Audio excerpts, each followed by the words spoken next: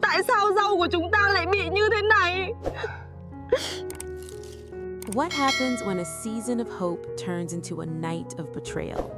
In this story, a peaceful vegetable garden, carefully nurtured by Huyen and Day, becomes the heart of a shocking act just days before the Lunar New Year. From dedication and quiet dreams to sudden destruction and unyielding determination, their journey reveals how hard work can be tested by cruelty and how strength is forged in loss. Stay with us as we uncover the truth behind a ruined harvest and the resilience that follows. Subscribe to the channel now and step into a story of hope, injustice, and the fight to reclaim what was stolen. At the heart of the quiet farm, Huyen and Day's vegetable garden stretched out like a living promise of hope and renewal. Every row of greens bore the marks of their careful hands and patient hearts. Before the sun fully rose, when the morning mist still clung to the soil, Huyen would already be there, gently loosening the earth, checking each leaf for signs of growth or distress. Day followed close behind, carrying water and tools, his movements steady and thoughtful. They worked in silence at times, yet that silence was filled with shared understanding, a bond forged through countless days spent nurturing the land together. For them, the garden was never just about vegetables. It was a reflection of their values, a testament to honest labor and respect for nature. They refused to rely on harsh chemicals, choosing instead to enrich the soil naturally, trusting the rhythm of the seasons and the resilience of the plants. Each seed was planted with intention, each harvest imagined long before it arrived. As the Lunar New Year approached, the importance of the garden grew even greater. Tet was not merely a holiday, it was a moment of reunion, gratitude, and fresh beginnings. And the vegetables they were cultivating would soon become part of countless family meals and offerings. Huyen often paused to picture the days ahead, baskets filled with fresh greens, the scent of earth lingering on her hands, and the quiet pride of knowing their efforts would bring warmth to others during the most meaningful time of the year. Day shared that vision. In the evenings, as the sky turned gold and then deep blue, they would walk through the garden together, discussing harvest plans, calculating yields, and dreaming of a stable future built from this very soil. The garden represented security, dignity, and a chance to stand on their own feet. Every leaf, every stem seemed to respond to their devotion. The vegetables grew evenly and strong, vibrant with life, as if aware of the care poured into them day after day.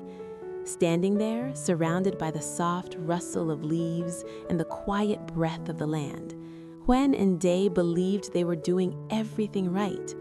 They could not have known that this carefully nurtured sanctuary, so full of promise and anticipation for Tet, was standing on the edge of a silent and devastating betrayal. That belief shattered the very next morning. When Huyen stepped out onto the familiar path leading to the garden, something felt wrong before she even reached the first row of vegetables. The air carried a sharp, unfamiliar scent that stung her nose, cutting through the usual freshness of soil and dew. As she moved closer, her steps slowed, her heart sinking with every breath. The vibrant green that had filled the garden only yesterday was gone. In its place lay a dull, lifeless expanse of wilted leaves and collapsed stems, as if the land itself had been drained of its strength overnight. She knelt beside one of the beds, her fingers trembling as they brushed against the leaves. They were soft and slick, disintegrating at her touch. The stems bent unnaturally, unable to support themselves. Huyen's mind raced, searching for a reason: disease, sudden weather changes, anything that could explain such destruction. But the truth announced itself cruelly in the lingering smell that refused to fade. It was the unmistakable odor of pesticide, heavy and oppressive, clinging to the air like a confession. This was no accident of nature. Someone had been there in the darkness, deliberately poisoning what they had so lovingly built. Du arrived moments later, his face draining of color as he took in the scene. The two stood in stunned silence, surrounded by rows of ruined crops that had once symbolized hope and security. Days of labor, weeks of careful planning, and months of quiet dreams for the coming Tet had been erased in a single night. Huyen felt a tightness in her chest, a mix of grief and disbelief pressing down on her until breathing became difficult. She had imagined many challenges in farming, but never this kind of cruelty. The thought of the approaching Lunar New Year made the loss feel even heavier. The vegetables were meant to be harvested soon to help sustain them through the holiday and provide income when they needed it most. Now, the timing of the destruction felt painfully precise, as if whoever had done this understood exactly how much it would hurt.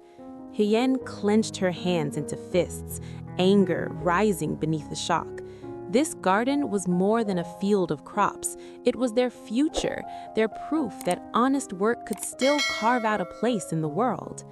As the morning sun climbed higher, illuminating the devastation in unforgiving detail, Huyen realized that nothing would ever feel the same again. The sanctuary they had trusted had been violated, and with it came the bitter understanding that someone, somewhere, had chosen to harm them. In the quiet of that ruined garden, grief slowly hardened into determination, setting the stage for a truth that would demand to be uncovered. Dee reached for Hyun's hand, his grip firm and grounding, as if anchoring her to the earth that had just betrayed them. For a long moment, neither of them spoke. The silence was heavier than any words, filled with the weight of anger, fear, and unanswered questions. Dee's jaw tightened as he surveyed the ruined garden once more, his eyes dark with a restrained fury. He knew, as Huyen did, that this was not a random act. Someone had crossed a line, turning malice into action, and the consequences would echo far beyond these broken rows of vegetables. Huyen slowly rose to her feet, wiping the dirt from her palms as if trying to cleanse herself of the helplessness creeping into her chest. Beneath the grief, something steadier began to form. She refused to let this moment define them. The garden might be destroyed, but the values that built it remained untouched. Every early morning, every careful choice to protect the land, every shared dream for a better future still lived within her. Whoever had done this had underestimated her resolve. Hurt did not have to mean defeat. Together, Huyen and Dee began to examine the garden more closely, moving with quiet purpose. They noted the uneven patterns of damage, the footprints barely visible near the edge of the field, the way some beds were more heavily affected than others. Each detail felt like a fragment of a larger truth waiting to be uncovered. Dee spoke softly, promising that they would not stay silent, that they would seek answers no matter how long it took. His voice, calm but unyielding, gave Huyen strength. She was no longer standing alone in her pain. As the day wore on, neighbors passed by, their expressions shifting from sympathy to disbelief as they learned what had happened. Whispers began to spread, and with them came the possibility that justice, though slow, might still be within reach. Huyen listened carefully, storing every comment, every hint, knowing that even the smallest clue could matter. The sense of violation lingered, but it was now matched by a growing determination to protect not only themselves, but the integrity of honest work in their community. When evening fell, the garden lay quiet once more, bathed in the fading light of dusk. Huyen stood at the center of it all, breathing deeply despite the lingering chemical scent. She knew the road ahead would be difficult, filled with uncertainty and loss. Yet within her burned a promise she made silently to the land and to herself. This would not be the end. From the ashes of betrayal, she would rebuild, stronger and wiser, until the truth surfaced and fairness was restored to the soil she loved.